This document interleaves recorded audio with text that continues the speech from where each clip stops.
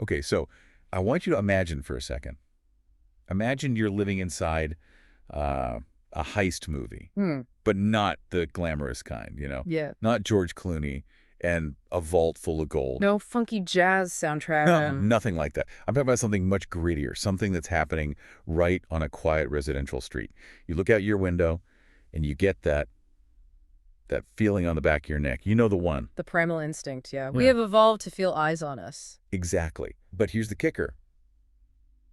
You aren't being watched by some random passersby or, bored teenagers. No. You are being watched by a coordinated team, a team using professional counter-surveillance tactics to test your defenses. You're not just a neighbor anymore. You're the subject of a project. It's a terrifying thought, but, Okay. well, as we're going to see today, it's very much a reality for the subject of this deep dive. We have a really fascinating and, honestly, pretty unsettling stack of documents to get through. We aren't looking at news articles this time. No, this is raw data. It's a collection of incident reports, security analysis logs, and some technical analysis files. And they all concern a single private residence in Trivandrum, India. And the timeline is incredibly specific. We're tracking events from December 27, 2025, right through to February 2026. So just to set the stage for you listening, this isn't like a neighborhood watch complaint list. Not at all. This isn't about noise or someone's dog. What we're looking at is a case study in modern reconnaissance. The documents themselves use a very specific term, SAR. SAR, Suspicious Activity Reporting. Exactly. It sounds official because it is. So today's mission, our deep dive, is to unpack how surveillance actually targets a home. We're going to look at the specific tradecraft And that's the right word for it, tradecraft. that these intruders use to evade technology and all the psychological gamesmanship involved. Because this isn't just about breaking in, it's about breaking down the target. I have to say, when I first read these logs, I was just in disbelief. You think of burglars as Yeah. opportunistic. Right, smash and grab. Yeah, smash a window, grab a TV, run. But the level of coordination described here, we are talking about dress rehearsals. And coded hand signals. Synchronized movements. That's like a spy novel. It really is. But if you strip away the drama, what you're actually seeing is a masterclass in asset tracking and system testing. They're not just loitering, they're A/B testing the house's security? In a very scientific way. They are probing for weaknesses. So let's establish the baseline. This didn't just happen all at once. It wasn't one bad night. No, it was a slow burn, a very slow burn. If you look at the chronology, there's a clear pattern of escalation. It starts way back on December 27, 2025. And what's happening then? The initial reports are just presence. Unknown individuals on motorbikes just loitering near the property, first at 2:19 p.m., then again at 2:55 p.m. Okay, which on its own, that could be anything. Guys hanging out, waiting for a friend. In isolation, sure, but that's the trap. In security, you look for patterns, not single events. And when you look at the full timeline, you see the shift. It goes from loitering to actual intrusion, to substance abuse near the property, to physical breaches. The report calls this early phase SAR. Okay, so let's break down SAR. Suspicious activity reporting. To me, suspicious feels subjective. That's fair, but in the security world, SAR is a technical classification. It implies targeted observation. Targeted, okay. It means the behavior deviates from the baseline of the neighborhood. The reports note they aren't just idling, they are systematically checking driveways, street-parked cars. They're looking for easy marks, unlocked doors, that kind of thing. Exactly. During quiet hours and early mornings, they are hunting for the path of least resistance. But here's the thing that makes this case so different. This resident clearly has some advanced security. CCTV, face tracking. The works. And the intruders, they seem to know it. They aren't just hiding from a person looking at a window. They are hiding from the algorithm. This is the part that blew my mind. The report literally calls it a dress rehearsal. Yes. This is a key point. The technical analysis log highlights that these individuals are changing clothes up to 3 times a day. 3 times a day. Who does that? Why go to all that trouble just for checking car doors? It feels so excessive. It's a specific counter-surveillance tactic. The report states the goal is to disable or confuse face-tracking profiles on the cameras. Wait, how does changing a shirt confuse a camera? Doesn't it just look at your face? It does, but modern security AI builds what's called a tracklet. It's a profile. It says, okay, Person in red hoodie and blue jeans was here at 9 a.m. Oh, okay. If that same combination shows up at noon, the system connects the dots, it flags a frequent visitor, raises an alert, it builds a story. I see. So it's looking for continuity. And by changing from a shirt to a kurta or adding a turban, they reset the algorithm. They force the system to see them as three separate strangers, not one persistent threat. That is unbelievably sophisticated. They're keeping the data fragmented. They're actively playing against the machine. They understand how the software works. So it's this battle between the residents' digital tools and the intruder's analog tricks. And it's not just clothes. The report uses this term, scene generation. Scene generation, that's Yeah. a great term. In Intel circles, we might call it pretexting, creating a legend. A cover story. Right, they aren't hiding in the bushes. They're creating plausible scenes to justify being there in plain sight. The best way to hide is to be someone nobody looks at twice. Correct. The report lists examples like pretending to be a fish vendor or asking for directions.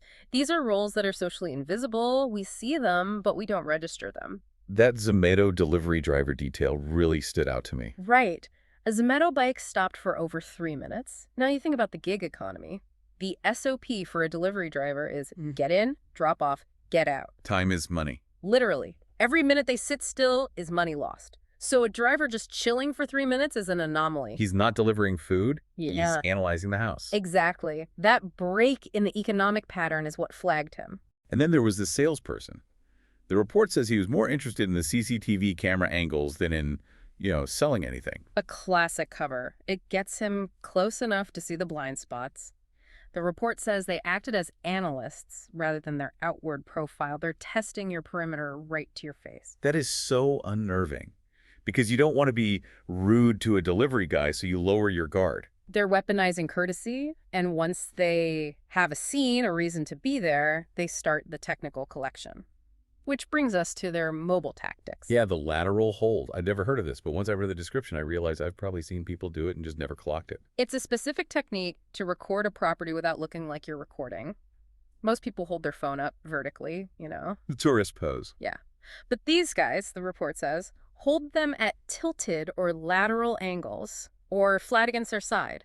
It looks like you're just walking, but the lens is scanning everything. Windows, gates, door frames. The example that got me was the person who hid the phone laterally under a handbag while walking. That is covert recording 101. And another one used a 25-second call, probably a fake call too, scan the distance between the side windows and the front gate. And why does that distance matter? What are they measuring? Breach distance. They're calculating time. If I hop this gate, how many seconds to get to that window? 5, 10. That determines how much time they have before an alarm or a dog gets to them. It's all just math. It's all math. And the report mentions environmental correlation. Even when they're acting disoriented, maybe drunk or confused, they know exactly where to sit. Calculated chaos. It is. They know the camera's line of sight. They know where the blind spots are. The report mentions one hiding a turban while remaining perfectly still. They have studied the environment. So we've got disguises, acting, technical scanning. We're clearly not dealing with amateurs. But this is where the story gets really weird for me. We have to talk about the mudras. This is the most intriguing part of the analysis, and frankly, the most disturbing. The documents say these intruders are using specific hand signals. And not just like a thumbs up. The report specifically mentions tantric mudras and the Karana mudra. Which is like the sign of the horns. Yeah. It's just such a bizarre layer. You've got these high-tech evasion tactics and then ancient hand gestures. What is that about? Is it a code? That's the million-dollar question. The report has a few theories. One is communication, covert signals to the rest of the team. Like a baseball catcher signaling the pitcher. Exactly. Quiet, clear, there's a lock here. Another theory is that the finger-changing patterns are a counting method. Counting what? Cameras? Paces? Maybe. But then there's the psychological part. Waving at the camera, doing the Karana mudra, that feels like taunting. It feels like they're saying, we see you watching us and we don't care. It's a power move. It asserts dominance. It creates fear. You see someone doing that outside your house, you don't think burglar. You think cult or gang. It adds this whole other layer of dread. The report calls it reconnaissance prying and hyper-familiarity. Like, they know the property better than a stranger should. It suggests they have rehearsed this many, many times. So all this watching and signaling, it eventually leads to something more physical, right? The escalation. It does. The incident report flags a huge shift on January 31st, 2026. At 7:29 p.m., an individual didn't just loiter outside. They loitered and then they spat inside the residential compound. Which is disgusting. But from a security angle, why is that so significant? It's a physical breach of the perimeter. Spitting inside proves they can project something, or themselves, across that boundary line. It marks the transition from looking to entering. It's a biological marker that says, I can touch you. Yeah, and then there's the dog. This part really upset me. Yes, both adults and children were seen deliberately provoking or taunting the leash dog. Now, to the average person, that just looks mean. But tactically, this is often a stress test. A test of the dog's capabilities. How fast does it react? How loud is it? Does the owner come out when it barks? That's a crucial data point. If the dog barks and nobody checks, They know the biological alarm system is being ignored. or they're trying to desensitize everyone. That's the other option. If the dog barks all the time because kids are teasing it, eventually the neighbors stop looking. They're creating a boy who cried wolf scenario. That is just chillingly practical. And you mentioned children. There's an incident on January 22 involving 2 minors. Right. At 7:1 p.m., 2 minors consuming some substance. But the report describes them as on edge and hypervigilant, ready to flee at the sound of a car. So they're not just kids messing around, they're lookouts. Precisely. Using minors is a common tactic. They draw less suspicion, but their behavior, that hypervigilance, it gives them away. They aren't relaxed. They're on duty. And amongst all these people, there was one specific vehicle they identified. Yes. License plate KL07CU218. The asterisk means the last digit might be unconfirmed, but this vehicle is connected to early morning gatherings. It suggests a command center or a transport hub. So we have all of this. The dress rehearsals, the scenes, the weird hand signals, the dog taunting. The resident is obviously aware. What are they actually doing about it? The end of the report outlines their formal requests to the TDM control room, the local police. They're asking for 3 specific things. First is a footage review. Right. They want the police to review the CCTV, to identify license plates, get descriptions. They're basically handing the police the evidence. Second, more surveillance. They're asking for a heightened presence for 48 to 72-hour windows after these incidents, which is smart. It disrupts the criminals' rhythm. It invalidates their data. And finally, mobile patrols during those quiet hours. Exactly. Evening, early morning. The report calls this a persistent pattern of internal asset tracking. They need boots on the ground when the sun is down. You know, when you zoom out, this whole thing really feels like a conflict between 2 different eras of crime. That's a great way to put it. It's a battle between the residents' digital tools, face tracking, HD cameras, and the intruders' analog countermeasures. Right. The residents are playing 3D chess with algorithms, and the intruders are playing poker with costume changes and acting skills. And in a lot of ways, the analog tactics are working. They're confusing the system, creating noise in the data. The camera sees a fish vendor. The human sees a spy. It just goes to show you can have the fanciest smart home in the world.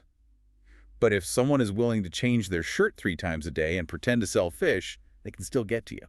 It challenges that assumption of safety we get from technology. We think, I have cameras, I'm safe. But this shows how a determined human can find the cracks in that shield. So as we wrap this up, I think the big takeaway for you listening is to really rethink what common crime can look like. Absolutely. We tend to think of criminals as disorganized or desperate. But this case from Trivandrum shows they can be disciplined, rehearsed analysts. They treat it like a job. It certainly makes you look at that person loitering on the corner a little differently. It raises an important question, right? If you see someone making strange hand gestures or holding their phone weirdly, is it just a quirk? Or are you watching a data collection process in real time? And here's a thought I want to leave you with, something that's been sticking with me about those mudras. We see strange behavior on the street all the time. Someone talking to themselves, making weird motions. We usually write it off, right? Mental illness, urban noise. But based on what we've learned today, what if it's not? What if it's actually a coded language, a functional communication system, and we just don't have the key to decipher it?